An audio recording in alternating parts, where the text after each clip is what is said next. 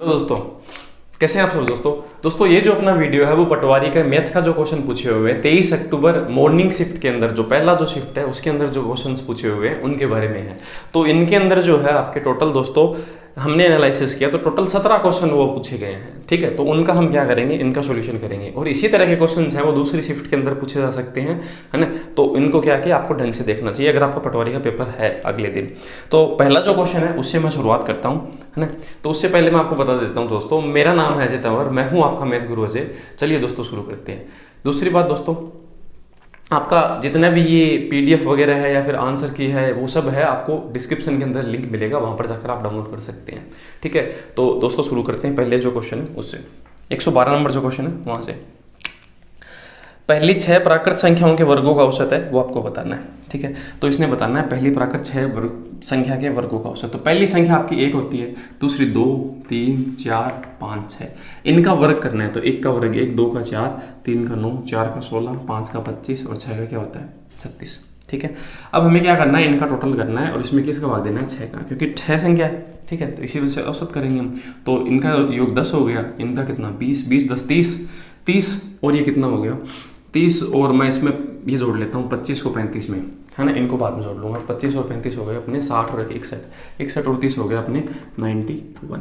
91 में हम 6 का भाग देंगे तो आएगा 15, 15 बार तो पूरा जाएगा, 15 6 90 और 1/6 का मतलब होता है 16। तो 15.16 है, सी ऑप्शन है वो इस क्वेश्चन का सही जवाब होगा। तो इसका अंदर 15.16 है, सी ऑप्शन है वो सही जवाब है। ठीक है, आगे बढ़ते हैं नेक्स्ट क्वेश्चन की तरफ। आप पीडीएफ है डिस्क्रिप्शन में मिल जाएगा आपको, और आगे के जो सोल्यूशन है वो भी आपको वहाँ पर मिल जाएंगे। नेक्स्ट जो क्वेश्चन है वो देखते हैं। अगला क्वेश्चन है 272 माइनस 32 124 प्लस 176, है ना। तो 272 में से 32 घटाएंगे तो बचेगा 240 इंटू इसको इसमें से जोड़ेंगे 124 में 176 जोड़ते हैं तो आएगा 332। अब देखो नीचे वाली जो कैलकुलेशन है इसमें 15 कॉमन ले लेता हूँ। ठीक है, तो 15 कॉमन लेने से इसमें तो यहाँ पर तो 17 बचेगा, फिर माइनस 15 कॉमन लिया तो 1 बचेगा, तो ये क्या बचेगा 16 बन जाएगा। तो यहाँ पर ये जो चीज़ है वो 16 बन जाएगी। अब इसको काट लेते हैं, ये इससे 20 बार कट गया। ठीक है, 8 से काटते हैं, 8 दूनी 16, 8 3 20 30 बार, ये इससे 10 बार, 10 का 3 से गुणा 300। तो इस क्वेश्चन का सही जवाब दोस्तों क्या होगा, बी नंबर जो ऑप्शन है 300 वो इस क्वेश्चन का सही जवाब होगा। आगे बढ़ते हैं नेक्स्ट क्वेश्चन की तरफ। ठीक है, अगला क्वेश्चन है कुछ देखते हैं। अगला बोर्ड मास का क्वेश्चन है, इसमें लिखा हुआ है 8/4। ठीक है, 8/4 3 - 2 इंटू 4 प्लस 3 माइनस 7, ये बराबर क्या होगा। ठीक है, आपके सामने दिखाई भी दे रहा होगा आपको। तो पहले दोस्तों देखो हम क्या सोल्व करेंगे, हम ब्रैकेट सोल्व करेंगे। ठीक है, तो यहाँ पर ये क्या बचेगा 1 बचेगा 1। तो 8/4 1 बचेगा, तो 1 का इससे जो गुणा है उससे कोई फर्क नहीं पड़ेगा, चाहे 4 से हो। तो ये 4 लिख देता हूँ सीधा, -7 बराबर क्या होगा, इसमें इसका भाग लगेगा 2 आएगा। 2 इंटू पहले भाग सॉल्व होता है ना, इंटू 4 प्लस 3 - 7, तो 4 दूनी 8, 8 प्लस 3 - 7, 8 3 11 में से 7 घटेगा तो आंसर क्या आएगा दोस्तों 4। तो 4 इस क्वेश्चन का बी नंबर जो ऑप्शन है वो सही जवाब होगा। ठीक है, आगे बढ़ते हैं नेक्स्ट क्वेश्चन की तरफ। आपको आगे के जो एग्जाम्स हैं उनका भी सॉल्यूशन है, श्याम का है उसका भी आपको वहाँ पर मिल जाएगा अपने डिस्क्रिप्शन के अंदर। अगला जो क्वेश्चन है वो अच्छा क्वेश्चन है, ए बी और सी है। ठीक है, आयाम के घनाभ का आयतन वो भी है, मतलब एक आपका घनाभ बनाया हुआ है, उसके जो आयाम है इसने दे रखे हैं ए बी और सी। ठीक है, ये ए है, ये बी है और ये सी है। ठीक है, इस तरह से दे रखा है, और इनका जो आयतन वो बता रखा है, इसका जो आयतन है वो आपको बता रखा है वो है v, और क्षेत्रफल है पृष्ठीय क्षेत्रफल, पृष्ठ का जो क्षेत्रफल है वो बता रखा है दोस्तों s। तो आपको बताना 1/v है वो किसके बराबर होगा। ठीक है, तो देखो आयतन का फॉर्मूला क्या होता है, इस घनाभ का होता है आपका ABC, तीनों भुजाओं गुणा करेंगे वही तो होता है। तो हम ऐसा कह सकते हैं v बराबर होगा ABC, और s बराबर क्या होता है दोस्तों, आपका पृष्ठीय क्षेत्रफल होता है ना इसका, वो होगा 2AB + BC + C। ये होता है 2 लंबाई प्लस चौड़ाई ऊंचाई, इनको सबको गुणा करेंगे ये होता है। ठीक है, हमें बताना है 1/v। तो 1/v का मतलब दोस्तों क्या है यहाँ पर 1/ABC, ये तो बताना है। ठीक है, अब हम देखते हैं। देखो अगर मैं इस चीज़ को देखूं, अगर आप इसमें क्या करते हैं, अगर आप ए और बी की वैल्यू देखें यहाँ पर, ये जो ए और बी है, तो अगर ये सी इसके भाग में भेज दूँ तो आप ऐसा कह सकते हैं ना, देखो सी इसके बी के भाग में अगर हम लगा दें तो हम ए बी को क्या बोल सकते हैं v/c। तो हम इसकी जगह क्या करते हैं, ये रखते हैं ठीक है। तो हम इसकी जगह ये रखते हैं, जैसा कि मैंने आपको बोला ये जो चीज़ लिखी हुई v बराबर ABC लिखा हुआ है, अगर मैं क्या करता हूँ AB को ऐसे रखता हूँ, C इसको यहाँ पर भाग में भेज देता हूँ, तो AB के बराबर हम ऐसा कह सकते हैं AB बराबर V/C। तो इस AB की जगह मैं V/C लिख देता हूँ, ठीक है। और ये बराबर किसके होगा, S के तो होगा, ठीक है, प्लस, और इसकी जगह क्या बोल सकते हैं, ABC की जगह क्या बोल सकते हैं V/A, और इसकी जगह क्या बोल सकते हैं V/B बोल सकते हैं ऐसा, ठीक बात है। अब हम ऐसा देखते हैं, इनका जो एलसीएम है वो क्या आएगा, A B और C आएगा, इसमें से V अगर हम कॉमन ले लें, ठीक है, तो 2V ऐसे बच जाएगा बराबर S, ऐसे तो बचेगा, ठीक है। अब हम देखते हैं V अगर हमने कॉमन ले लिया तो ये क्या बचेगा, ये 1/C 1/B 1/B ऐसे तो बचेगा, ठीक है। और इसे हम सोल्व करते हैं, तो आगे सोल्व करने पर देखो इसका एलसीएम ये बचेगा यहाँ पर AB BC C है, तो इससे तो हमें देखो मतलब है नहीं, ठीक है। तो हम ऐसा कह सकते हैं कि AB BC और CA है वो अपना क्या है 1/V है। और हम यहाँ से क्या कर सकते हैं, ठीक है, यहाँ पर क्या आएगा, हाँ हम ऐसा बोल सकते हैं इस चीज़ को 1/V कॉमन लेने के बाद 1/C 1/A और 1/B ऐसा बोल सकते हैं, ठीक है। अब V की जगह हम देखो हमारे पास क्या लिखा है, इतना आसानी के बाद में हम ऐसा कह सकते हैं, हमें 1/V पूछा है, तो V को देखो हम ऐसे इस तरह भेजेंगे ना, S को तो हम यहाँ ले आते हैं और V को यहाँ भेज देते हैं, तो V तो इस तरफ आएगा तो 1/V बन जाएगा, सही बात है, और S उस तरफ जाएगा तो वो क्या बन जाएगा 2 के S भाग में चला जाएगा, और ये चीज़ है 1/A 1/B और 1/C है, ये इस क्वेश्चन का सही जवाब होगा, जो कौन सी ऑप्शन में है, ठीक है, जो अपना है, हमें 1/V बराबर तो पूछा है ना, तो 1/V बराबर क्या है 2S है ना, फिर ब्रैकेट 1/B 1/C 1/A ये है, तो डी नंबर जो ऑप्शन है वो इस क्वेश्चन का सही जवाब होगा। अब मैं इसका एक दूसरा तरीका और बताता हूँ, अगर आपको ये समझ में नहीं आया तो हम एक दूसरा तरीका देखते हैं, ठीक है, उससे आपको थोड़ा ढंग से समझ में आ जाएगा। तो हम क्या करते हैं, देखो हम ऐसे मान लेते हैं कि ABC है वो क्या है 1 2 3 है, कोई भी आप मान सकते हो जो आपका मन करे, A मैं 1 मानता हूँ, B मैं 2 मानता हूँ और C मैं क्या मानता हूँ 3, ठीक है। तो इसका जो आयतन है वो क्या होगा 1 × 2 × 3, वो कितना बन जाएगा, ABC बराबर क्या बन जाएगा दोस्तों 6 बन जाएगा। तो हम ऐसे कह सकते हैं V बराबर तो बन जाएगा 6, 1 × 2 × 3 बन जाएगा ना, ठीक है। और अगर हम S की बात करें तो S बराबर क्या होगा 2, A का B से गुणा 1 का 2 से गुणा 2 प्लस 2 का 3 से 6 और 1 का 3 से 3, ये होगा 6 और 3 9 और 2 11, 11 का 2 से गुणा करेंगे तो S बराबर आएगा 22, ठीक है। तो हमारे पास S बराबर तो 22 आया और V बराबर आया कितना 6, और हमें बताना है 1/V, 1/V बराबर हमें बताना है 1/6 बताना है, कैसे आएगा, तो हमें 1/6 देखो ये चीज़ बट्टे में है, तो हम जो डी नंबर ऑप्शन है ना उसी चेक करते हैं सीधा, तो इसमें हम मान रखते हैं 2, S का मान हमारे पास कितना है 22 बराबर, सॉरी बराबर नहीं मल्टीप्लाई है 1/A अपने पास क्या है 1, 1/2 और 1/3, इसको हम सोल्व करते हैं, तो इसको सोल्व करने पर हमारा जो एलसीएम है वो कितना आएगा 6 आएगा, तो इसमें इसका भाग दिया 6 आएगा, इसमें इसका भाग दिया 3 आएगा, इसमें इसका भाग दिया क्या आएगा 2, 6 और 3 9 और 2 क्या हो गया 11, तो हम इसे बोल सकते हैं 11/6, तो 2/22 × 11/6, ठीक है, ये इससे कट गया 11 बार 11 से ये कटा 1/6 प्राप्त हो रहा है, तो हम ऐसा कह सकते हैं हाँ ये 1/V 1/6 हो रहा है। तो इस तरह से भी हम इस चीज़ को मान कर है वो कर सकते हैं, ठीक है। आगे बढ़ते हैं नेक्स्ट क्वेश्चन की तरफ, ये क्वेश्चन अच्छा था थोड़ा।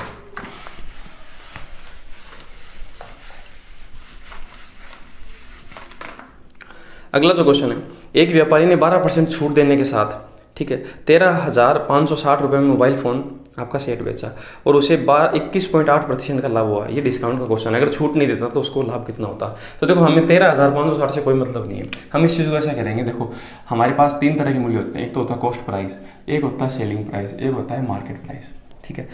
हमारे पास जो ऐसा बोला था 12% छूट, तो छूट क्या होता है, मार्केट में कोई चीज़ है वो 100 रुपये की है वो अंकित कर देता है और उस पर 12 की छूट देगा, तो वो कितने में बेचेगा, उसे 88 में बेचेगा, ठीक है। तो मतलब छूट मार्केट प्राइस और जो सेलिंग प्राइस है उनका रिलेशन होता है, ठीक है। अब इसने से कहा कि ऐसा करने पर भी उसे कितना लाभ होता है 21.8, तो हम ऐसा कह सकते हैं कि लाभ क्या होता है, क्रय मूल्य और विक्रय मूल्य का संबंध, अगर ये 100 है तो लाभ अगर 21.8 होगा तो ये कितना बन जाएगा 121.8 बन जाएगा। इन दोनों का हमने अनुपात रख दिया। अब इसका इससे गुणा करेंगे, इसका इससे गुणा करेंगे, इसका इससे गुणा करेंगे तो ये बनेगा कितना 8800, इसका इससे गुणा करेंगे तो ये बनेगा 12,800, ये बनेगा, ठीक है, 12,180 सॉरी 12,180 बनेगा। तो हमारे पास देखो ये सीधी सेलिंग प्राइस और मार्केट प्राइस, कॉस्ट प्राइस और मार्केट प्राइस आएगी। अब इसने से कहा अगर वो डिस्काउंट नहीं देता तो उसे कितना लाभ होगा, तो कॉमन सी बात, डिस्काउंट नहीं देता तो इतने की चीज़ सीधा इतने में बेचता, तो हम ऐसा कह सकते हैं कि यहाँ से ये चीज़ है वो कितना बढ़ गई, तो इसको इसमें से घटाते हैं, तो इसको इसमें से घटाएंगे तो क्या बचेगा 0, 8, ठीक है, और ये घटाने पर 3 और 9 घटाने पर 3, तो 3380 रुपये का हमें क्या होगा, लाभ होगा। सही बात है, 3380 का जो लाभ है वो कितने पे होगा, 8800 पे होगा, ठीक है। तो परसेंटेज में पूछा है तो परसेंटेज में ये चीज़ कितनी होगी हमें सोल्व करके बताना है। तो हम देखते हैं, देखो कैसे सोल्व करना है। 2 0 से ये काट दिया, अब हम इसे 4 से काट लेते हैं 22 बार, 4 से इसे काटते हैं तो 7 4 28, 8 4 32 होता है, 8 बार जाएगा, फिर 1 बच गया, 1 बचने के बाद में 1 18 बार, तो 4 4 16, फिर क्या बच गया 2 4 5 20, इतनी बार भाग गया, ठीक है। अब इसमें हम 22 का भाग देंगे, तो 845 में अगर हम 22 का भाग देंगे तो 22 4 तो 88, ज़्यादा चला जाएगा, 22 3 कितना होता है, देखो 22 4 88 होता है, ज़्यादा हो गया, तो 22 3 कितना होता है 66, तो इसमें तो 38.4% है, वो यही क्वेश्चन का सही जवाब होगा, ठीक है। मैंने क्योंकि आंकड़े हैं उस हिसाब से मैंने किया, आप पूरा भाग देख लेना, इतना ही आंसर आएगा, है ना। आगे बढ़ते हैं नेक्स्ट क्वेश्चन की तरफ। अगला जो क्वेश्चन है उसे देखते हैं। 10 वस्तु की लागत कीमत 7 वस्तु के विक्रय मूल्य के बराबर है, ठीक है। तो 10 वस्तु का जो लागत है वो बराबर है 7 वस्तु की विक्रय मूल्य की, विक्रय कीमत या विक्रय मूल्य। तो देखो आपके लागत मूल्य के सामने क्या लिखा हुआ है, लागत मूल्य के सामने 7 लिखा हुआ है, तो इसका लागत मूल्य तो होगा 7, ठीक है। और विक्रय मूल्य के सामने बराबर में क्या लिखा हुआ है 10, तो विक्रय मूल्य 10 होगा। आप सीधी भाषा में समझ सकते हैं, लागत के जो पास लिखा हुआ वो विक्रय मूल्य है और विक्रय मूल्य के पास लिखा हुआ वो लागत मूल्य। तो अब आप ऐसा कह सकते हैं 3 की चीज़ 10 में बेच दी, 7 की चीज़ 10 में बेच दी, तो 3 रुपये का फायदा होगा, कितने पर 7 पे, ठीक है। आपका 100% पे कितना होगा, 1/7 की वैल्यू 14 सही 2/7 होती है, 14 सही 2/7 को अगर मैं 3 से मल्टीप्लाई करता हूँ तो वो बनेगा 42 सही 6/7%, और यही इस क्वेश्चन का सही जवाब है। ए नंबर जो ऑप्शन है वो सही होगा, ठीक है। आगे बढ़ते हैं नेक्स्ट क्वेश्चन की तरफ।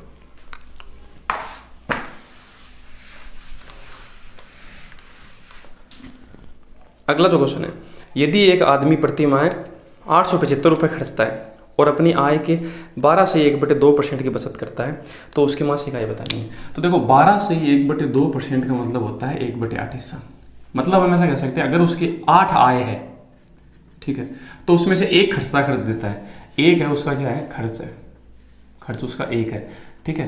तो सॉरी बचत करता है, बचत है ना, ये वाला बचत है, तो हम ऐसा कह सकते हैं खर्चा 7 हो गया और बचत कितनी होगी उसकी 1 होगी, ठीक है। ये इनके अनुपात आ गए। अब इसने कहा एक आदमी ने कितना महीना हर महीने कितना खर्चा है, 875 रुपये हर महीने खर्चा है, तो मैं इसे 12 से गुणा कर दूँ तो हमारे पास टोटल 1 साल का आ गया पैसा, सही बात है। और इसने ऐसा कहा उसकी मासिक आय पूछी है ना, इसने क्या पूछा, उसकी मासिक आय पूछी है, ये पूछा ही नहीं भाई 12 महीने के हिसाब से, तो इसका मतलब हम ऐसा कह सकते हैं कि ये जो चीज़ है वो 7 के बराबर है, हमें कितने के बराबर चाहिए, हमें 8 के बराबर पूछा है, इसकी इनकम पूछी है, बस यही पूछा है आंसर। ये से घटेगा 7 एकम 7, 1 बच गया, 7 दूनी 14, 7 5 35, 125 का 8 से जो गुना होगा वो होगा 1000 रुपये, और ये इस क्वेश्चन का क्या होगा, सही जवाब होगा, ठीक है। आगे बढ़ते हैं नेक्स्ट क्वेश्चन पे।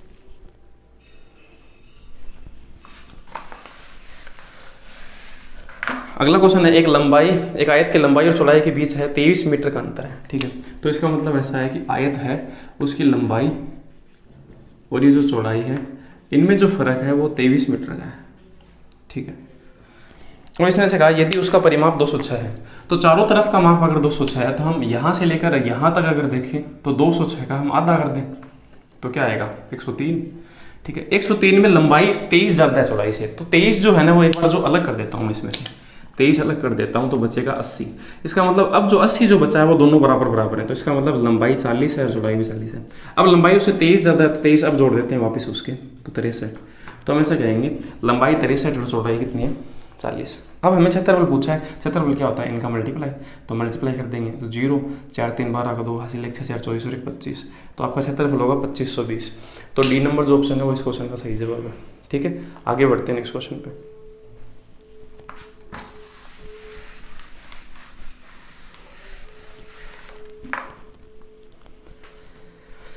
अगला क्वेश्चन बहुत आसान सा है, एवरेज का है। ABCDE का औसत है वो 52 है, ABCD और E है ना, 5 संख्या है, सम संख्या है, इनका औसत 52 है। तो देखो औसत क्या होती है, बीच की संख्या होती है हमेशा, है ना। तो 52 इसका औसत तो हमने 20 में लिख दिया। तो अब ये क्या है, सम संख्या है, तो 52 से पहले सम कौन सा आएगा, 50, 50 से पहले कौन आएगा, 48, इसके बाद 54 और इसके बाद में क्या आएगा, 56। ठीक है, हम इक्वेशन मान के नहीं करेंगे, बी और ई का गुणनफल, मतलब इसका और इसका जो गुणनफल है वो कितना होगा, तो 56 × 50 है।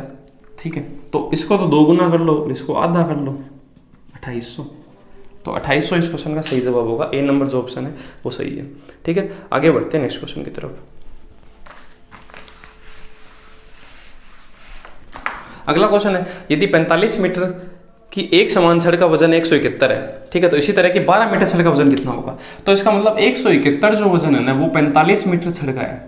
हमें कितने मीटर का बताना है, हमें 12 मीटर का बताना है, बस इतनी सी कैलकुलेशन थी। 3 से काटते हैं, 3 4 12, इसे 3 से काटते हैं 15 बार, इसका इससे गुणा करके 15 का भाग देना है। ठीक है, तो इसका इससे गुणा करते हैं 4 17 4 68, इसमें 15 का भाग देंगे, तो 15 4 60, 4 बार गया, फिर शेष कितना बच गया 8, 80, 15 5 कितना होता है 75। तो 45.6 kg है वो इस क्वेश्चन का क्या होगा, सही जवाब होगा। तो बी नंबर जो ऑप्शन है वो इस क्वेश्चन का सही जवाब है। ठीक है, आगे बढ़ते हैं नेक्स्ट क्वेश्चन पे।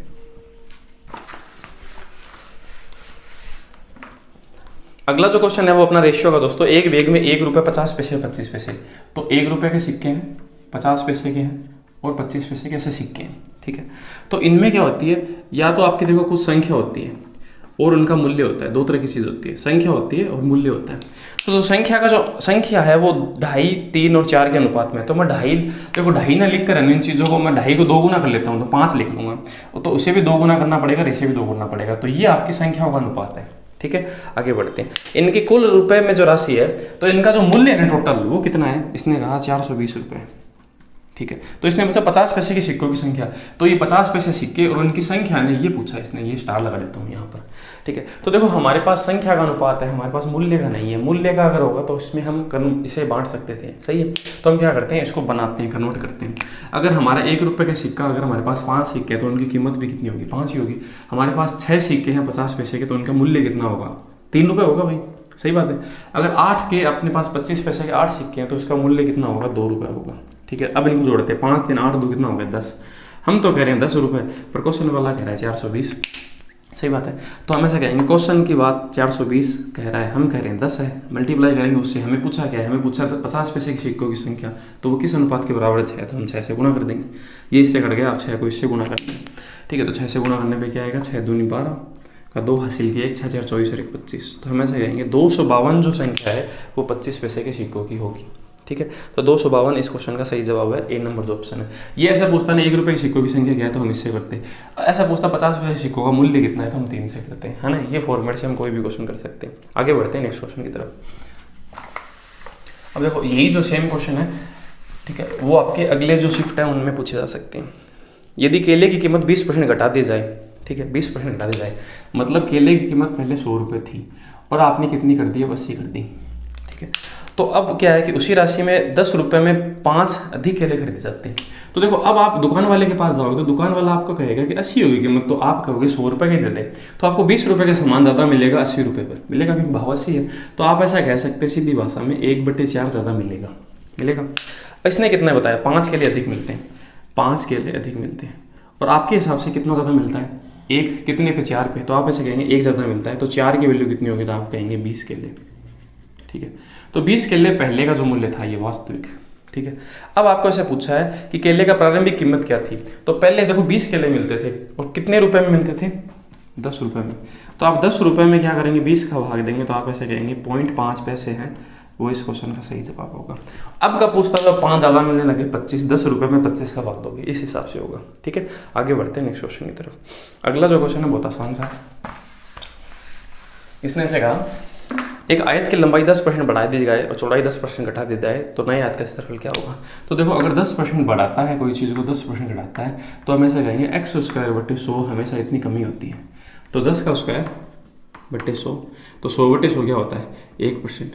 तो 1% की हमेशा क्या होगी दोस्तों, कमी होगी। ये इस क्वेश्चन का सही जवाब होगा, ए नंबर जो ऑप्शन है वो सही होगा, 1% घट जाता है। ठीक है, अगला जो क्वेश्चन है उसे देखते हैं।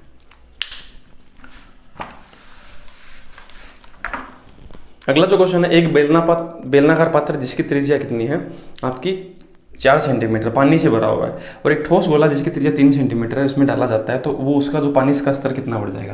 तो इसका मतलब ऐसा है कि एक जो बेलनाकार पात्र है इसमें आप क्या करते हो, आप इसमें एक गोला डाल देते हो, ठीक है, इसमें ये जो गोला है वो इसके अंदर आप डाल देते हो, तो उससे क्या होगा, जहाँ पर इसका पानी था वो क्या होगा, अगर गोला डालने से पानी का स्तर ऊपर उठ जाएगा, बस यही पूछा है कितना ऊपर उठ जाएगा, ठीक है। तो इसका जो फॉर्मूला होता है ना आयतन का, वो होता है पाई आर स्क्वायर एच, और इसका होता है 4/3 पाई आर की क्यूब। तो ये जो चीज़ है वो इसके मतलब इसमें ये कितना बढ़ेगा, इसके आयतन के बराबर तो बढ़ेगा, ये जितना बड़ा गोला होगा उतने के बराबर, तो हम इसके ये बराबर कर देते हैं, ठीक है। तो पाई से तो पाई कट जाएगा, इसने इसकी त्रिज्या कितनी बताई, इसकी बताई 4, तो 4 × 4 4 का स्क्वायर इंटू एच हमें बताना है, ठीक है। यहाँ पर क्या करते हैं, यहाँ पर लिखते हैं हम 4/3, 4/3, इसकी आर कितनी बताई इसने बताई 3, तो हम 3 का क्यूब करते हैं, तो 3 × 3 × 3 3 का लिख देते हैं, ठीक है। अब 4 से ये 4 कट गया, 3 से ये 3 कट गया, हमें एच बताना है, तो 4 को इस तरह भेज देते हैं, तो 4 आ जाएगा यहाँ, ये वाला कट कर यहाँ आ जाएगा, हम बता पाएंगे कि 9/4 है, बचा गया एच, तो हम कहेंगे एच जो होगा वो कितना होगा 9/4 सेंटीमीटर, और ये इस क्वेश्चन का सही जवाब है, ठीक है। आगे बढ़ते हैं नेक्स्ट क्वेश्चन की तरफ। अगला जो क्वेश्चन है, देखो इतने ज़्यादा टफ क्वेश्चन नहीं पूछे जा रहे, आसान से क्वेश्चन है ना। तो अगली पारी में भी इसी तरह के क्वेश्चन पूछे जाएंगे। 10 पुरुष एक कार्य को 10 दिन में कर सकते हैं, जबकि 10 महिला है 10 दिन में पूरा करने के लिए 12 महिला की जरूरत पड़ती है।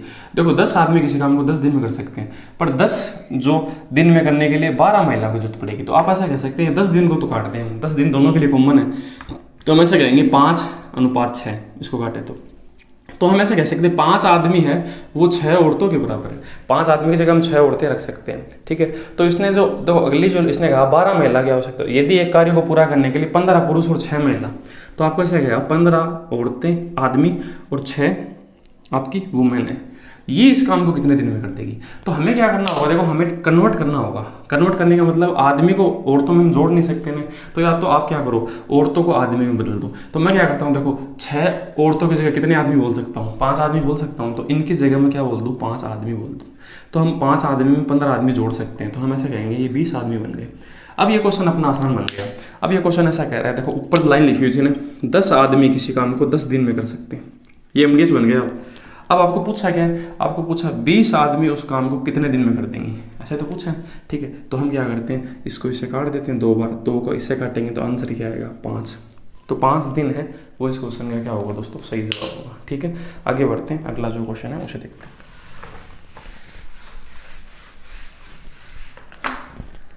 हाँ, अगला चक्रवर्ती ब्याज का क्वेश्चन है। इसने कहा एक निश्चित धनराशि n वर्ष में 2 गुनी हो जाती है, तो n वर्षों में क्या हुई वो 2 गुना, ठीक है। अब इसने ऐसा पूछा कि कितने वर्षों में वह 4 गुना हो जाएगी, इसने ऐसा पूछा कितने वर्षों में कितने गुना 4 गुना। अब देखो चक्रवर्ती ब्याज है, तो आपको ये देखना होगा ये 2 की पावर यहाँ पर 1 है, ये 2 की पावर क्या है 2 है, तो पावर देखो 1 से 2 कितनी गुना हो गई 2 गुना हो गई ना, तो आपको इसको भी क्या करना होगा 2 से गुना करना होगा, तो 2 से n को गुना कर देंगे तो आएगा क्या 2n, तो 2n इस वर्ष है वो इस क्वेश्चन का क्या होगा सही जवाब होगा। तो डी नंबर जो ऑप्शन है वो सही जवाब है, ठीक है। आगे बढ़ते हैं नेक्स्ट क्वेश्चन की तरफ। 115 नंबर है उसे देखते हैं। अगला जो क्वेश्चन है, साधारण ब्याज की एक निश्चित राशि से 20 वर्षों में 3 गुना, साधारण ब्याज का आ गया 20 वर्ष में 3 गुना, ठीक है। अब आपको ऐसा पूछा है तो इसी साधारण ब्याज की दर से ये वर्ष कितने 2 गुना कब हो जाएगा, 2 गुना आपको बताना है कब हो जाएगा, ठीक बात है। तो देखो आपका जो पैसा है वो एक्चुअल में एक तो खुद ही है, एक तो आपका जो पैसा है अगर वो 3 गुना हो रहा है तो इसमें बढ़ कितना रहा है, तो 3 में से हम 1 घटा देंगे 2 बढ़ रहा है, तो अब आपको चाहिए कितना 2 गुना, तो एक तो आपका खुद का पैसा है, तो 2 गुना होने का मतलब उसमें बढ़ेगा कितना 1 ही बढ़ेगा, तो यहाँ से ये चीज़ देखो कितना समय ले रही है 2 गुना समय ले रही है, तो इसका मतलब ऐसा है कि 2 से 1 है वो आपका 2 गुना समय ले रही है, तो यहाँ पर भी उसने 2 गुना समय लिया होगा, तो ये इससे 2 गुना है, तो यहाँ पर हम क्या लिखो कि 2 गुना बन जाए, तो आप ऐसा कह सकते हैं सीधी भाषा में अगर मैं यहाँ पर 10 वर्ष लिखता हूँ तो ये इसका 2 गुना होगा, इसी सही जवाब हो जाए। मतलब चक्रवर्ती ब्याज में तो हम क्यूब पर करते हैं और साधारण ब्याज में क्या करते हैं इसमें से 1 घटाकर हम इनका जो कंपैरिजन है वो करते हैं, इस तरह से हम क्वेश्चन को करते हैं, ठीक है। आपको ये बात समझ में आ गई, तो इसमें इस पेपर में दोनों तरह के इस तरह के क्वेश्चन पूछे हुए हैं, ठीक है। आगे बढ़ते हैं, तो देखो आगे बढ़ने का मतलब आपका ये जो क्वेश्चन हैं पूरे कंप्लीट हो चुके हैं। तो दोस्तों इस वीडियो में हमने पटवारी के अंदर जो 17 क्वेश्चन पूछे हुए हैं वो हमने पूरे कंप्लीट किए हैं, ठीक है। आगे के जो वीडियो है अगली पारी का या फिर आगे के जो वीडियो है अगली जो 24 तारीख का अगर आपको देखना है, अगर आप पहले देख रहे हैं तो आपको वीडियो डिस्क्रिप्शन में नहीं मिलेगा, नहीं आपको डिस्क्रिप्शन में इसका लिंक मिल जाएगा, और आपका PDF है, सब कुछ चीज़ें हैं वहाँ पर मिलेगी। तो दोस्तों आशा करते हैं वीडियो अच्छा लगा होगा। अगले जो कंटेंट के लिए हमारे चैनल को सब्सक्राइब कीजिए ताकि आपको वीडियो मिलते रहें। थैंक यू दोस्तों, धन्यवाद।